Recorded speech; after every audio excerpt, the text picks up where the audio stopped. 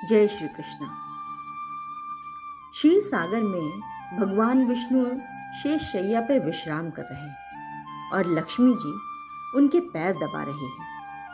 विष्णु जी का एक पैर का अंगूठा शैया के बाहर आ गया, जिससे लहरें खिलवाड़ करने लगी। क्षीर सागर में एक कछुआ था, जिसने यह दृश्य देखा और मन में विचार किया कि यदि मैं भगवान विष्णु के अंगूठे को अपनी जिह्वा से स्पर्श कर लूं तो मुझे मोक्ष मिल जाएगा। और यह सोचकर वो उनकी ओर बढ़ा। उसे भगवान विष्णु की ओर आते हुए देख शेषनाग ने जोर जोर से फुंकारा और उनकी ये फुंकार सुनकर कछुआ डर गया और वो छुप गया। कुछ समय पश्चात जब शेषनाग जी का ध्यान हटा तो उसने पुनः प्रयास किया, किंतु इस बार लक्ष्मी देवी की दृष्टि उस पर पड़ गई और उन्होंने भी उसे भगा दिया। इस प्रकार उस कछुए ने अनेकों प्रयास किए, लेकिन शेषनाग और लक्ष्मी माता के कारण उसे सफलता नहीं मिली। यहाँ तक कि सृष्टि की रचना हो गई, सतयुग बीत गया और त्रेता युग आ गया। इस मध्य उस कछुए ने अनेक बार अनेक योनियों में जन्म लिया और प्रत्येक जन्म में भगवान की प्राप्ति का प्रयत्न करता रहा। अपने तपोबल से उसने दिव्य अलौकिक दृष्टि प्राप्त कर ली।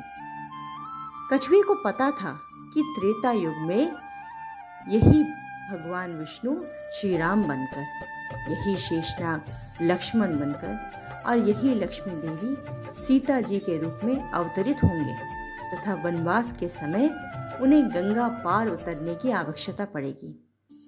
इसलिए वो भी केवट बनकर वहां आ गए। एक युग से भी अधिक काल तक तपस्या करने के कारण उसने प्रभु के सारे मर्म जान लिए थे। इसलिए उसने राम जी से कहा था कि मैं आपका मर्म जानता हूँ। संत श्री तुलसीदास जी भी इस तथ्य को जानते थे, इसलिए अपनी चौपाई में केवट के मुख से कहलवाया कि कहीं तुम्हार मर्मू मैं जाना। केवल इतना ही नहीं, इस बार केवट इस अवसर को किसी भी प्रकार हाथ से जाने नहीं देना चाहता था। उसे याद था कि शेषनाग का क्रोध करके फुंकारते थे और मैं डर जाता था।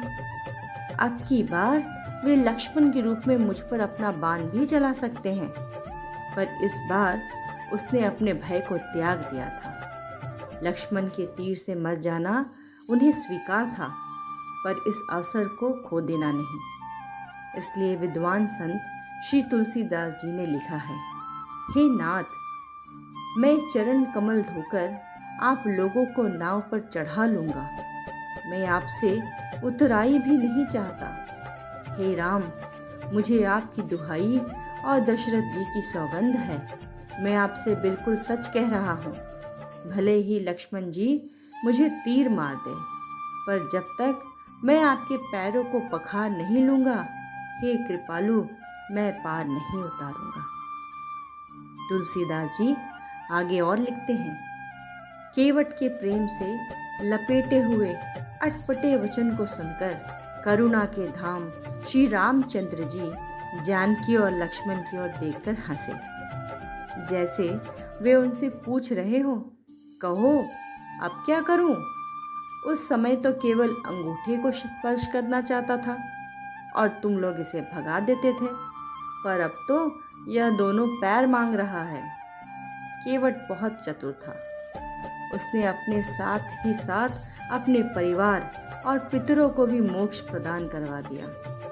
तुलसीदास जी लिखते हैं, चरणों को धोकर पूरे परिवार सहित उस चरणामृत का पान करके, उसी जल से पितरों का तर्पण करके अपने पितरों को भवसागर से पार कर फिर आनंद पूर्वक प्रभु श्री रामचंद्र को गंगा के पार ले गया। यही उस समय का प्रसंग है जब केवट भगवान के चरण धो रहे थे। बड़ा प्यारा दृश्य है। भगवान का एक पैर धोकर उसे निकालकर कठौती से बाहर रख देते और जब दूसरा धोने लगते तो पहला वाला पैर गीला होने से जमीन पर रखने से धूल भरा हो जाता। केवट दूसरा पैर बाहर रखते, फिर पहले वाले को धोते। एक एक पैर को 7-7 बार धोते हैं। फिर ये सब देखकर कहते हैं, प्रभु एक पैर कटौती पे रखिए, दूसरा मेरे हाथ पे रखिए, ताकि ये मैला ना हो जाए। जब भगवान ऐसा ही करते हैं तो ज़रा सोचिए क्या स्थिति होगी। यदि एक पैर कटौती में और दूसरा केवट के हाथों में हो, भगवान दोनों पैर से खड़े नहीं हो पाते। केवट, मैं गिर जाऊंगा। केवट बोला, चिंता क्यों करते हो भगवान, दोनों हाथों को मेरे सिर पर रखकर खड़े हो जाइए, फिर नहीं गिरेंगे। जैसे कोई छोटा बच्चा है, जब उसकी माँ उसे स्नान कराती है तो बच्चा माँ के सिर पर हाथ रखकर खड़ा हो जाता है। भगवान भी आज वैसे ही खड़े हैं। भगवान केवट से बोले, भैया केवट, मेरे अंदर का अभिमान आज टूट गया। केवट बोला, प्रभु क्या कह रहे हैं। भगवान बोले, सच कह रहा हूँ केवट, अभी तक मेरे अंदर का अभिमान था कि मैं भक्तों को गिरने से बचाता हूँ, पर आज पता चला कि भक्त भी भगवान को गिरने से बचाता है। दोस्तों, ये कहानी आपको अच्छी लगे तो मेरे वीडियोस को लाइक, शेयर और चैनल को सब्सक्राइब करें। राधे राधे।